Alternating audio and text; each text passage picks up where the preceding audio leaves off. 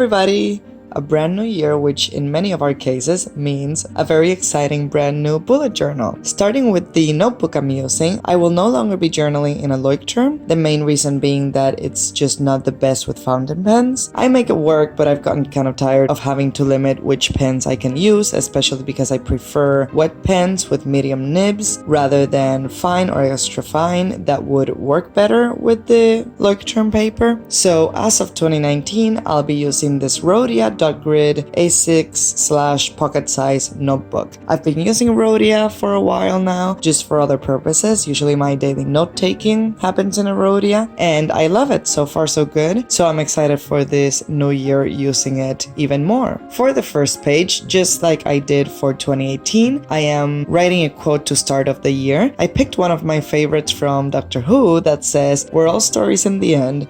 Just make it a good one." Last year I used a Neil Gaiman quote, which I still love and will probably use again in something, but you can check the video where I planned 2018 if you want to check that out. As for the rest of this page, I will be using the remaining space to write down goals and projects that I want to achieve this year, sort of like a New Year's resolution page, which I've actually never done. This is a new part of this spread. I always felt like New Year's resolutions kind of pressure me into doing certain things, and it makes me feel kind of uncomfortable. But now instead of resolutions, I'm just seeing them as things that I already wanted to achieve, so I might as well do it this year. To decorate this whole setup, I'm using some torn craft paper, this floral washi tape, flower stickers from Wawa Stationery on Etsy, and an ink dabber for the edges. Of course, if you've been here for even only a month or so, or you know what, just for a few weeks, I am still obsessed with dabbing the edges. It just makes everything look vintage and cool, and I love it. So now I'm gonna have it here for the whole year. For the calligraphy, I'm using my Lamy Safari with a 1.9 calligraphy nib, inked with J. Arbonne Lit de Thé. And then for the second pen, the one I'm using for the normal writing, I'm using another Lamy Safari with a medium nib, inked with Faber-Castell Olive Green.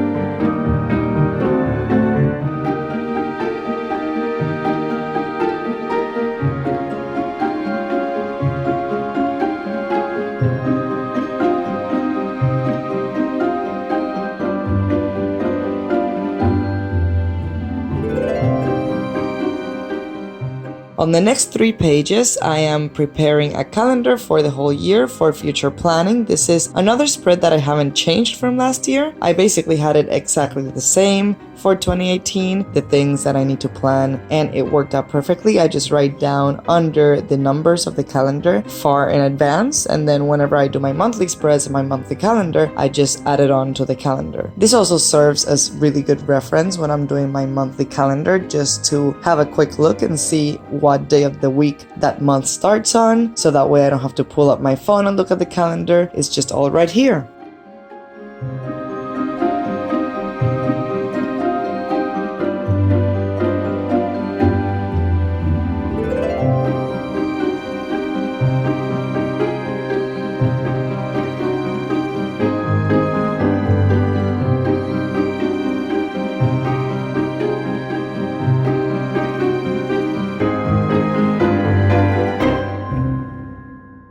For the third spread, I'm doing something that I've done on a monthly basis, but not for the whole year. Here I want to keep track of either big events or trips that I take during the year, sort of like a memory log. In the past, I have only done at the end of the month or sometimes halfway through the month, sort of like a not weekly spread, but just a month at a glance journaling spread, just general journaling of the whole month to keep track of what I did that month and things that I enjoyed. So now this is kind of like a master spread with that same purpose, just with the whole year in one page.